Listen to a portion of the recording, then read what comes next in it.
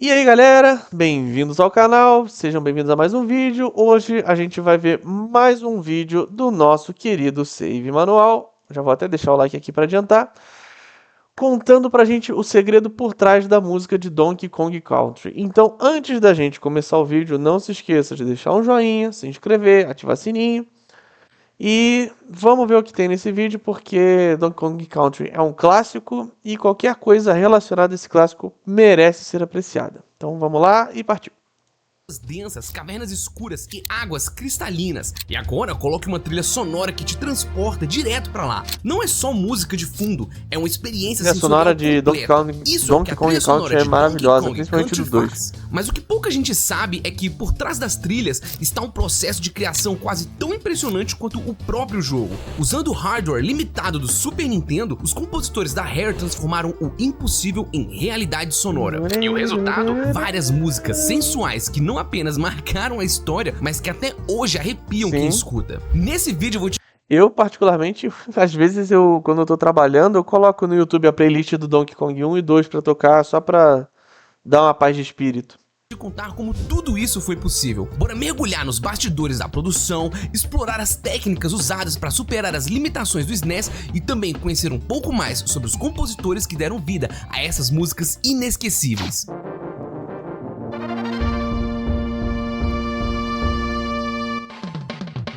Na abertura. Foi exatamente aqui onde começou meu amor por jogos. Donkey Kong Country 1, de Super Nintendo. O joguinho dos macacos lá de 1994. Mais tempo. Hoje eu não farei uma análise do jogo. Tá bom. Hoje o foco é totalmente na trilha sonora. Olha, talvez seja um pouco estranho pra alguns um vídeo inteiramente dedicado à trilha de Donkey Kong. Na real, talvez seja estranho até mesmo um vídeo sobre música de um jogo. Cada vez mais a nossa atenção ela é disputada, seja por redes sociais, por notificações ou até mesmo por vídeos como esse aqui. Eu percebi em mim uma dificuldade de aproveitar totalmente a trilha sonora de um jogo, porque por muitas vezes eu me pegava jogando alguma coisa enquanto eu escutava um podcast ou deixava um vídeo de fundo. Então cheguei à conclusão de que talvez eu não estivesse percebendo músicas lindas que são compostas hoje e que, às vezes, a minha nostalgia bate forte com a música justamente porque eu me permitia ser tomado por uma trilha lá naquela época, sem desviar minha atenção pra nada. E bom, como o Donkey Kong Country 1 foi o primeiro jogo que eu joguei e que a trilha entrou na minha mente, eu senti que eu deveria fazer esse vídeo com meu total carinho e atenção. Talvez seja de conhecimento comum aí, né, que a trilha desse jogo é sensacional, mas eu queria te apresentar algumas razões do porquê a música desse jogo se destaca tanto. Uma parada que eu acho muito foda dos jogos da época, hoje em dia eu também acho, é porque hoje em dia, pela verba gigantesca, que às vezes é uma verba até maior do que a de filmes, que alguns jogos têm e tal, é normal a gente ver uma trilha sonora foda composta por orquestra e tudo mais. E obviamente que eu não vou desmerecer isso, mas eu particularmente, Alessandro, eu valorizo muito mais quando você coloca essas limitações, de tipo, é para um console de 16 bits, um console de 32 bits, vamos tentar fazer o que dá, o melhor com o que dá. Eu acho isso foda demais, cara. Ó, Donkey Kong Country 2, o Yoshi Island também, do Super Nintendo, Zelda Ocarina of Time, F-Zero, Mega Man, cara, a trilogia Mega Man X, porra, são jogos maravilhosos, com trilhas sonoras incríveis, e com uma limitação fodida. Pô, Killer Instinct também, cara. Killer Instinct também é foda. Só que tem a impressão de que os jogos eram feitos com mais carinho antigamente. Eu tenho essa impressão também. Não que todos os jogos de hoje em dia não sejam feitos assim. Mas antigamente parece que a maioria era feito com mais carinho do que hoje em dia. Um cara da Rockstar falou isso. Falou o quê? Que hoje tá muito chato a galera com o update de Day 1. Sim. Olha que os caras entregavam com a limitação que tinha na época. Sim, pô. Sonic também, apesar de eu não ter jogado muitos jogos do Sonic, eu sempre procurei trilha sonora de jogo. Cara, tem muita trilha sonora foda pra hoje em dia. Que é incrível, tipo, é atemporal. A trilha sonora de Donkey Kong Country 1 foi composta por 3 pessoas. Evelyn Fisher, essa lindeza aí, ó, cuidou de 7 músicas e Donkey Kong Country 1 foi seu primeiro trabalho como compositora. Ela foi a compositora principal do Donkey Kong Country 3 também. Ah, e ela também faz a voz da gostosa da Orchid, personagem de Killer Instinct. Entre suas composições de Donkey Kong estão Treetop Rock. Boa. Forest Frenzy. Essa era legal também. E uma das trilhas mais famosas, Simeon Seg. Eu não sei pronunciar isso. Pra mim, especificamente do Donkey Kong 1, minhas trilhas sonoras favoritas são as da fase de água, fase de fábrica, que acho que é Factory Frenzy o nome, uma coisa assim, e a fase do último chefe do Rei K. Rool. São trilhas fodas. Além dela, Donkey Kong também teve o Robbie Binland, que compôs uma única música pro jogo, mas uma das mais brabas, a essa música é boa do também. Barril Avião. Ah, e uma curiosidade, essa música, na verdade, foi composta originalmente para o jogo Killer Instinct. O jogo era da mesma desenvolvedora, a Rare, só que ocorreu um lance engraçado. Em um dos primeiros eventos onde a Nintendo mostrou seus novos jogos, ela acabou mostrando Donkey Kong Country 1 com uma das trilhas de Killer Instinct de fundo. E ao ver a boa recepção do público, um dos fundadores da Rare disse que essa música precisava estar em Donkey Kong. E aí, Robin Binland passou a composição para ser portada pro estilo de música de Donkey Kong. Inclusive, ó, assim que era a versão original da música.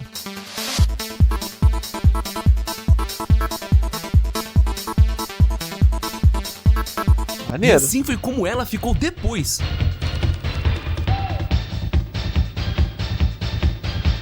E sabe quem fez o porte dessa música e que compôs a maioria das trilhas de Donkey Kong Country 1? Não. Ele, Bill Gates. cara, o gênio, David Wise, o compositor principal e quem fez a lendária trilha de Donkey Kong.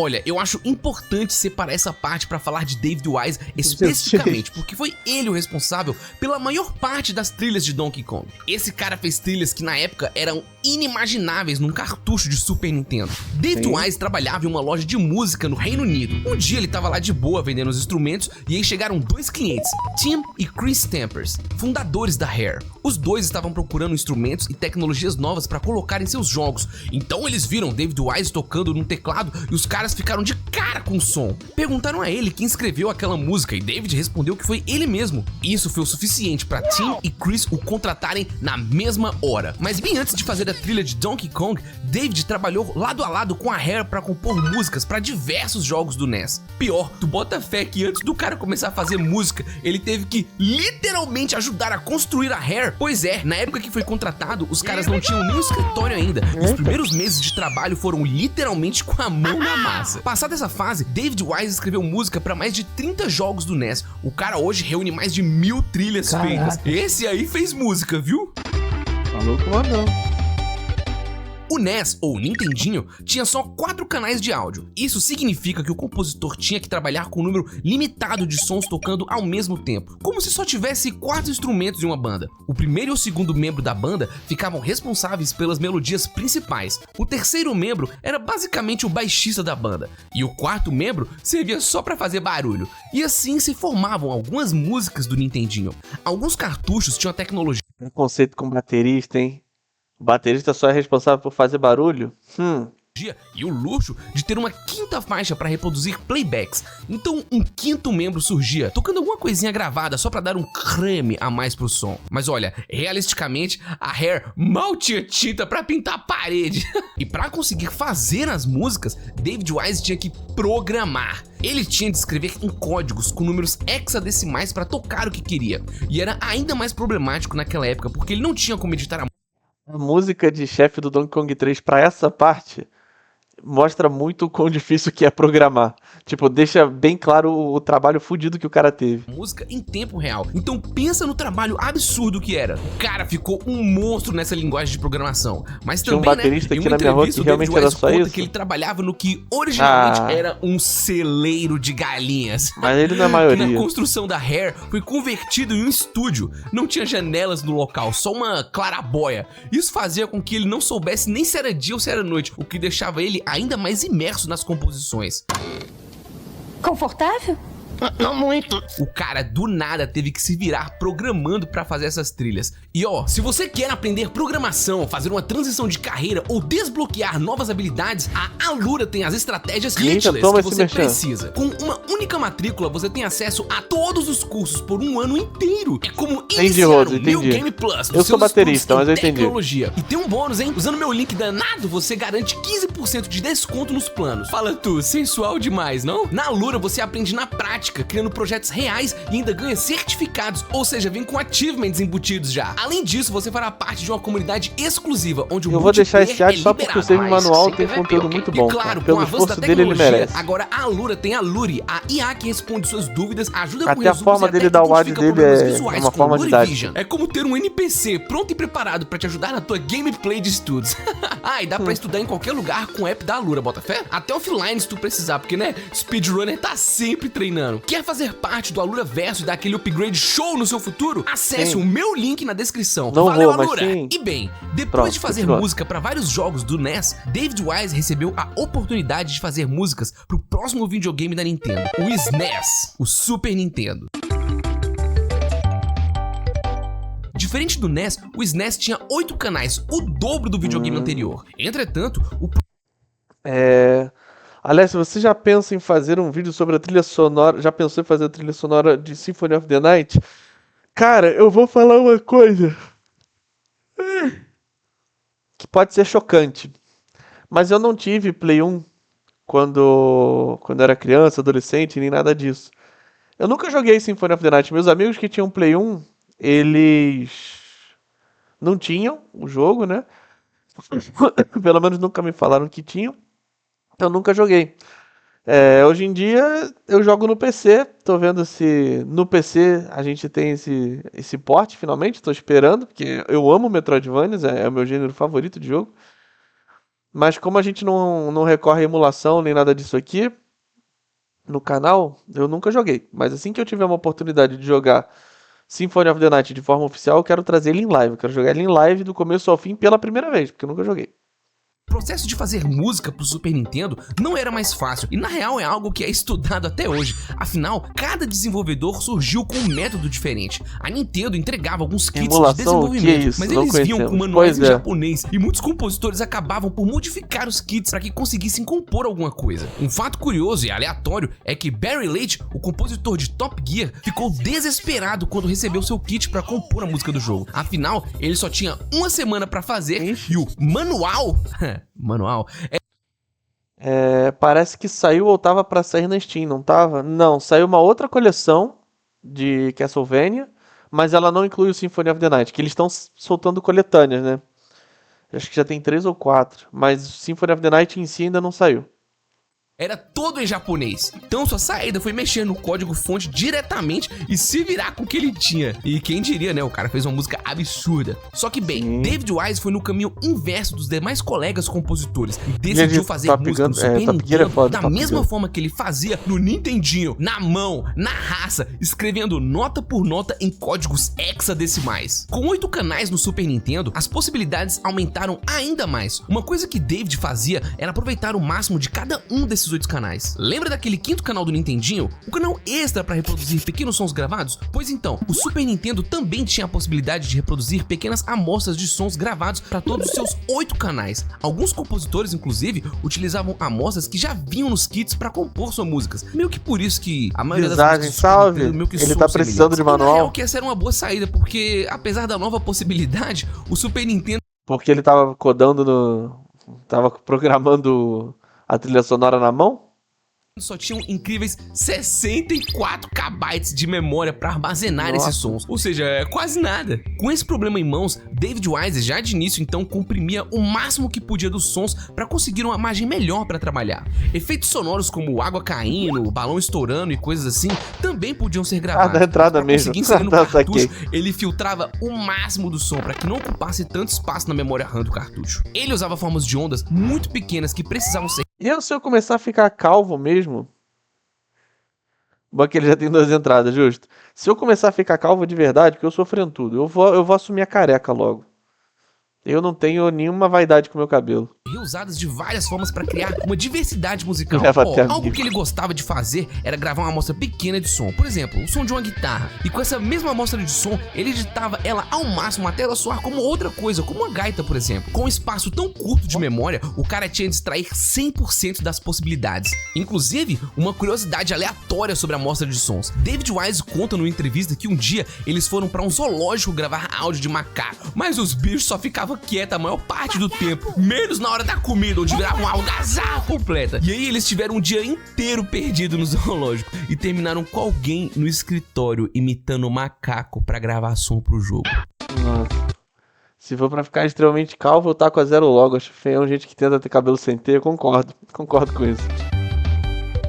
Ao ser encarregado de fazer a trilha de Donkey Kong, David Wise se viu com um certo problema. Ele não tinha referências, afinal o Donkey Kong só tinha aparecido no clássico Donkey Kong de Nintendinho, e o jogo mal tinha alguma música. Felizmente foi a partir da trilha inicial onde ele pegou a inspiração e decidiu dar o pontapé que mostrava não só como o jogo evoluiu, mas como o Super Nintendo como um todo era uma grande evolução, tanto em gráfico quanto na música. Essa é a música clássica de Donkey Kong, de Nintendinho. E agora vamos pra Donkey Kong Country. A música de início começa no estilo retrô, fazendo aquela referência. Não é que eu sou aqueles caras que tem franja quando fico muito tempo sem cortar? Eu te entendo, eu também sou. Passando por um aspecto antigo do Nintendinho. Mas assim que o DK pula em cima do seu avô, a música evolui com uma batida jovem sensacional que mostra o que tá por vir. Um jogo com a trilha incrível que passa por cima da velharada toda. Ao menos eu acho que é isso, né, que o Donkey Kong pensou quando ele pulou com fodendo o rádio FM em cima do velho de Bengala. A evolução em todos os aspectos, gráficos pré-renderizados da Silicon Graphics, músicas novas e sensuais num jogo absurdo. Donkey Kong Country tem uma das trilhas mais impressionantes do Super Nintendo. A atmosfera, a ambientação, o sentimento. A parada é que em Donkey Kong a trilha não funciona só como uma música de fases. Ela é especialmente incrível porque é a trilha que dá a ambientação pro jogo. Na época eles não tinham espaço suficiente para ter efeitos sonoros e músicas separados. Então David Wise e Eveline decidiram fazer músicas que também incorporassem a ambientação. Para isso, David Wise aprendeu a emular sons e efeitos de sintetizadores nas músicas. Ele gostava de sintetizadores porque podiam imitar sons de instrumentos acústicos no ambiente virtual. E além disso, os sintetizadores também podem puxar os timbres até chegar num som característico. Na época, ele não tinha como escutar em tempo real o que ele estava escrevendo, então o trabalho era extremamente cansativo. Felizmente, hoje, através de alguns programas, a gente consegue entender e ver mais ou menos como funcionava.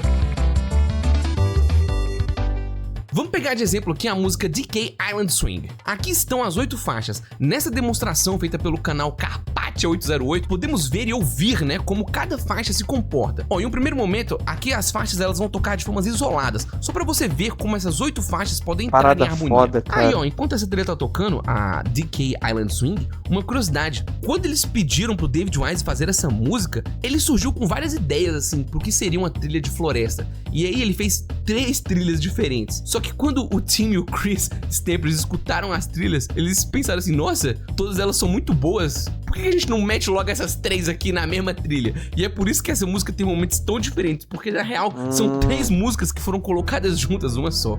Um lance legal que vale falar agora é que o David Wise usava muito o método de copiar uma mesma linha melódica para 2 faixas diferentes, mas com um pequeno atraso para simular efeitos de eco, o que preenchia muito mais a música. E dá pra perceber isso aqui, das faixas tocando. Cara, é muito legal poder ver essas faixas funcionando dessa forma hoje. Agora vamos para um exemplo de Donkey Kong Country 2, a música Lockjaw Sire.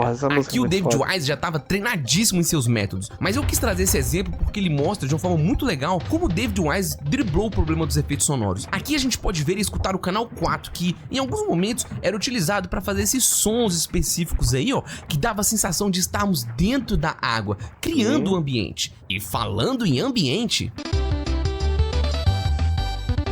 David Wise foi totalmente contra a maré. A harmonia de uma música, em teoria, ela é boa quando ela te guia pra algum lugar, quando ela quer contar alguma história. Na teoria musical, né, esse é o entendimento de resolução e tensão. E geralmente é assim que as músicas mais pop são feitas. Elas vão criando animação em você e chegam no refrão, no ápice da música, e depois...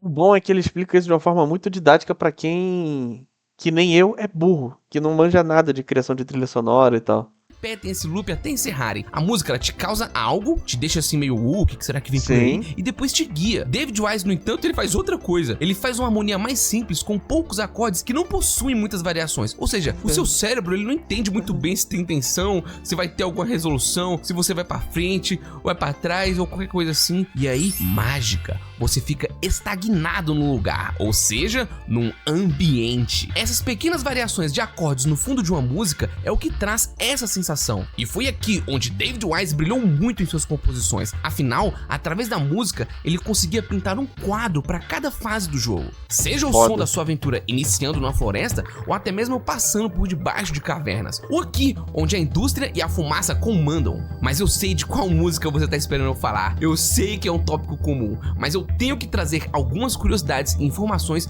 sobre uma das trilhas mais lendárias de Donkey Kong. Antes dele entrar nesse tema, que eu acho que é o tema mais pedido, provavelmente sobre a trilha de Donkey Kong, ele podia fazer um vídeo, fica até... Eu sei que o Save Manual não vai assistir aqui, porque o canal é minúsculo, mas caso ele assista, pô, se algum dia você topar fazer uma continuação, ou transformar esse tipo de vídeo sobre trilha sonora numa série, faça sobre a trilogia Mega Man X de Super Nintendo, X, X2 e X3, que, pô, são incríveis também.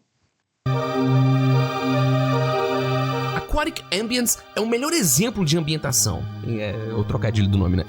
A música começa com a nota só que vai tocando durante a introdução todinha. E, aos poucos, David Wise vai deixando essa nota o mais interessante possível. Ele coloca efeitos, aumenta a frequência, e isso resulta nessa maravilha que dá essa sensação incrível de ambientação dentro d'água. Em entrevista, David Wise conta que essa trilha sozinha levou mais de 1 mês para ser finalizada. A genialidade dessa música vem de alguém que não teve formação musical. Interessante, né? O que ocorre aqui é uma progressão harmônica, mas feita de uma forma bem sutil. Eu não vou dar uma de quem manja de teoria musical porque eu não manjo, mas explicando de uma forma simples, para passar a sensação de ambiente, o David Wise cria uma progressão harmônica com acordes que não se distanciam muito um do outro. Ao invés de pular de um tom para outro, ele utiliza semitons que amarram melhor a progressão que ele quer construir. Lembra que eu te falei sobre resolução e tensão? Se um tom for tocado e tiver outro logo em seguida muito diferente, o seu cérebro vai suplicar para essa tensão ser resolvida, e assim se cria a harmonia.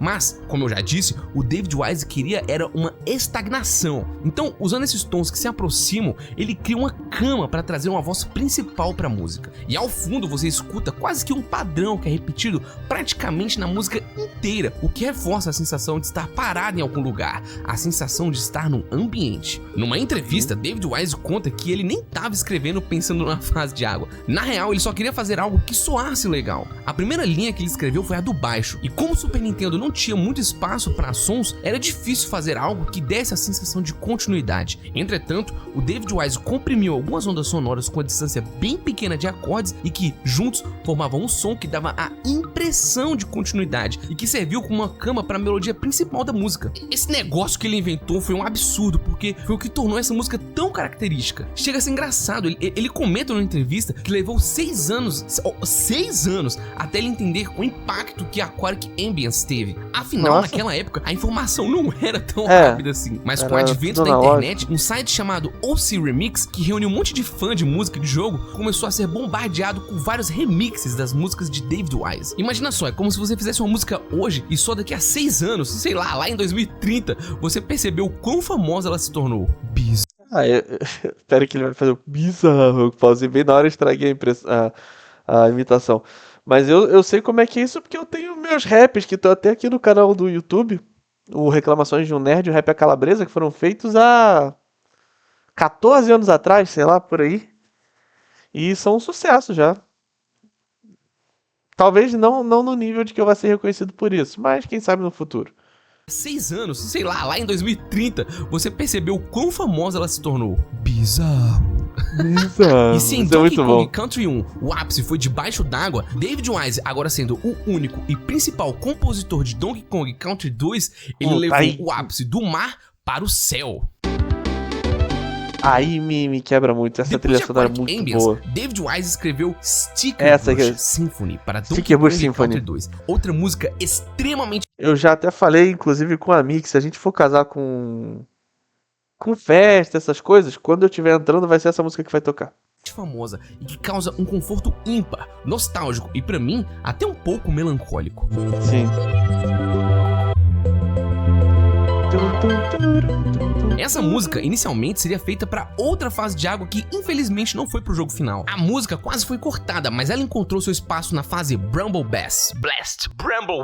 Aqui os conceitos de ambientação foram aplicados de novo, uma progressão harmônica com tons que não se distanciam tanto e um tema constante que toca durante toda a música, pintando uma atmosfera sensacional. E putz, podemos concordar aí que o visual dessa fase colabora demais com a atmosfera? Não. Em entrevistas, David Wise menciona que antes de escrever as primeiras músicas de Donkey Kong, ele pegava umas demos e ficava jogando um pouco das fases. Inclusive, ele já falou que nunca zerou nenhum Donkey Kong, mas ele jogava as fases até entender mais ou menos o ritmo delas e a partir daí ele começava a escrever as músicas. E uma dessas músicas que ele escreveu foi a Forest Interlude. Pra mim, é a melhor música de toda a série Donkey Kong. Ele disse que foi aqui onde ele conseguiu chegar muito próximo do que ele queria atingir com suas músicas no Super Nintendo. Mesmo com as limitações do console, aqui na Forest Interlude ele conseguiu criar a ambientação quase perfeita. Essa música é tão, sei lá, reconfortante que chega a gerar dúvida em como esse cara safado fez isso com somente 8 canais. Bom, não sei você, mas eu me sinto abraçado nessa trilha. Adoro essa música. Separando as faixas, olha esse momento que interessante. Aqui o canal 2 é reservado para efeitos sonoros de animais, o que passa ainda mais a imersão da floresta. É muito legal.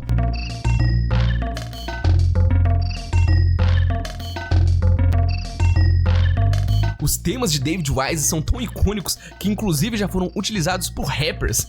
Childish Gambino pegou uma amostra de Aquatic Ambience para a música Eat Your Vegetables. E Drake pegou um trechinho da Haunted Chase para sua música Six God. Para evitar copyright, né, eu sugiro que você escuta essas músicas aí. Eu não vou botar aqui não, tá? Se eu colocar aqui vai dar ruim. Donkey Kong Country 3. Donkey Kong Country 3 é um jogo que tinha, eu não sei se é pela expectativa por causa do Donkey Kong 2, mas ele é um jogo que tinha uma possibilidade de ser tanto mais do que ele foi. Principal, e David Wise parte para outros projetos que não envolviam Donkey Kong. Inclusive, Evelyn disse numa entrevista que era impossível copiar o estilo de David Wise e que, na verdade, essa nunca foi a intenção dela.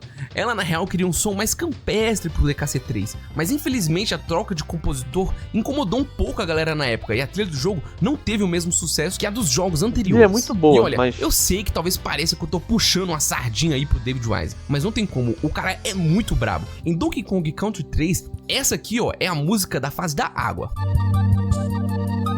Que é boa também. Assim, ela é interessante, só que sei lá, ao menos pra mim, ela tem uma atmosfera muito pesada. O azul escuro da fase ajuda nisso também. Ela chega a causar um desconforto, como se eu tivesse que sair dessa água o mais rápido possível. Eu acho até que funciona bem com uma música de fase de água, mas olha, eu não quero ficar aqui, eu quero é vazar logo. E aí, olha só que interessante, quando Donkey Kong Country 3 foi portado pro GBA, eles decidiram chamar David Wise pra adaptar as músicas do Super Nintendo pro portátil. Como o Game Boy era ainda mais limitado que o Super Nintendo em questão de som, algumas músicas tiveram de ser reescritas por ele. E olha só como ficou a música de Donkey Kong Country 3 na versão do GBA. Ela faz uma clara alusão a Aquatic Ambience, mas com a tela mais clara do GBA, a água... Parece que foi o Linkin Park que fez a música. Ficou muito menos assustadora. E com essa trilha então, agora sim eu consigo me ver aqui de novo, curtindo demais a água de um jogo de macaco. Meu Deus, eu tô indo muito longe nesse roteiro. E bom, apesar de ter ficado anos e anos fora da cena de Donkey Kong Country, David Wise foi referenciado anos depois no jogo de Wii, o Donkey Kong Country Returns, onde a Nintendo pegou as trilhas dele e fez alguns remixes para gerar aquela nostalgia gostosa, com a sensação de algo novo. Mas sei lá, parecia que alguma coisa faltava naquelas trilhas. E bem, o que faltava foi descoberto. Obviamente o que faltava era o próprio David Wise, que foi convocado novamente pro último jogo da série Country, o Donkey Kong Tropical Freeze. Em entrevista, David Wise conta que foi aqui onde ele finalmente pôde fazer as trilhas como sempre sonhou, com instrumentos que ele queria, com as novas tecnologias e fora de um celeiro, com espaço muito maior dessa vez. Claro que a Nintendo queria que ele fizesse remixes de algumas trilhas, e aí a Simon Saig retorna, mas tem trilha boa mesmo. Eu nunca ouvi as trilhas dos de... Aqui as músicas agora integram as fases e mudam de acordo com o ambiente, é sensacional. Se você nunca jogou Donkey... Eu, infelizmente, não tô nessas gerações de Nintendo Wii U, Nintendo Switch, GameCube. O Nintendo Wii eu tenho, graças ao Aslan, inclusive. Muito obrigado de novo, Aslan. Mas eu não sou um cara da Nintendo. E Kong, obviamente eu te recomendo, não só pela trilha, um jogão. E se você quiser jogar alguma coisa mais recente, eu recomendo o Donkey Kong Tropical Freeze. E que alegria, velho. Em janeiro de 2025, a gente vai ter Donkey Kong Country Returns em HD. maneiro. Eu torço muito pra que em 2025 tenha um jogo novo do Mamaco. É fascinante como com tão pouco esses compositores É conseguiram isso. criar músicas que ainda são lembradas até hoje. E olha, quando você Não, for jogar Donkey PCzista. Kong ou qualquer outro clássico, escute com carinho essas trilhas lindas Sim. que foram feitas com tanta dificuldade. Muito obrigado pelo seu tempo, eu espero que você tenha se divertido e aprendido um pouco sobre as músicas do Super Nintendo e do Donkey Kong, né? E esse vídeo aqui foi uma promessa cumprida, um remake de um dos primeiros vídeos do meu canal. Inclusive uma pergunta pessoal aqui, você tem alguma música favorita de videogame? Qual? E se não tiver... Música é foda. Escolher música especificamente é foda. Eu vou dizer que minha música favorita de videogame é a trilha sonora do Mega Man X ou X3. Porque não dá pra escolher uma só. Ou Sticker Bush Symphony do Donkey Kong 2. Deixa eu ver, eu tô pensando se tem mais. Tem, porra, Song of Storms do Ocarina of Time. É disparado pra mim a melhor música de Zelda, Song of Storms. Mais o quê? Killer Instinct também. Tem uma trilha muito foda. Eu não tem como falar uma música favorita. Não tem. Não tem como. Donkey Kong 2 como um todo é foda. Só que Sticker Bush Symphony vai mais além. Eu acho que a música que eu mais ouço hoje em dia de videogame é... Deixa eu pensar. Eu acho que é a música da fase do Tio Penguin do Mega Man X. Que eu não valorizava tanto ela quando eu era criança. E todo mundo sempre amou a do Storm Eagle e tudo mais. E é foda. Só que quando você vai pegando todos os detalhes, toda a composição da música do Tio Penguin é muito foda. Ela é muito foda. Ela é muito foda de verdade. Amava a trilha sonora de Mario World também. Eu gostava muito da Mario World. Ocarina of Time tem muita música boa? Tem. Só que pra mim Song of Storms tá lá em cima. Tem uma que conheci por causa do Need for Speed Underground 2, Like a Stone, do Audioslave. Se for do Audioslave, música Audioslave é foda. Eu tô pensando aqui, Yoshi Island também é foda. Outro jogo com trilha sonora foda. Foda demais, incrível. Incrível. Tartarugas Ninjas, Turtles in Time do Super Nintendo. Nossa senhora, aquilo ali era foda. E do Sonic, é que eu não sei de quais Sonics são. Mas as minhas duas favoritas do Sonic são Ice Cap Zone, que eu não sei de qual Sonic é. A da primeira fase, né? Acho que é Green Hill, né? E tem uma outra do Sonic que eu gosto muito, que eu não lembro o nome da fase.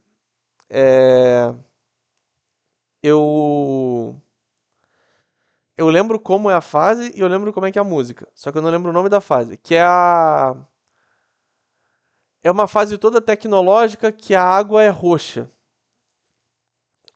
O Luiz deve saber, porque o Luiz é viciado em Sonic. Só que eu não vou lembrar o nome dela. Como eu falei, eu joguei só o Sonic Chaos e o Sonic 1 de Master System. Então não tenho muita noção. Mas essas duas fases pra mim eu acho que são foda. Mas não tem como eu falar a minha música favorita de videogame. Não tem como. Bem, terminando aqui, o videozinho já tá no final.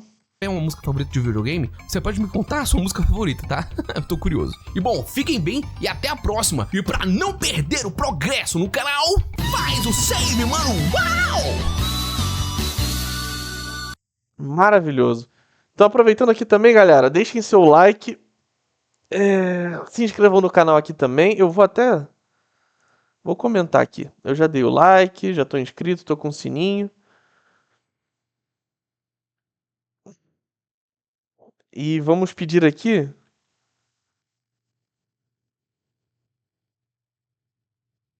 Caso esse tipo de vídeo se torne uma série, por favor, fale sobre a trilha sonora. Sobre as trilhas sonoras de Mega Man X ao X3 de SNES. Por favor. Né, o Rock'n'Roll Racing também. Se eu não me engano, o Rock'n'Roll Racing eles pegavam músicas de verdade e convertiam elas para ficar num formato de 8 bits, né? 8, 16 bits. Mas era muito bom, era muito bom. Então é isso, galera. Acho que é isso. Deixem o like, o joinha, comentários, se inscrevam no canal. Muito obrigado pela presença e nos vemos no próximo vídeo ou na live, tá bom? Valeu!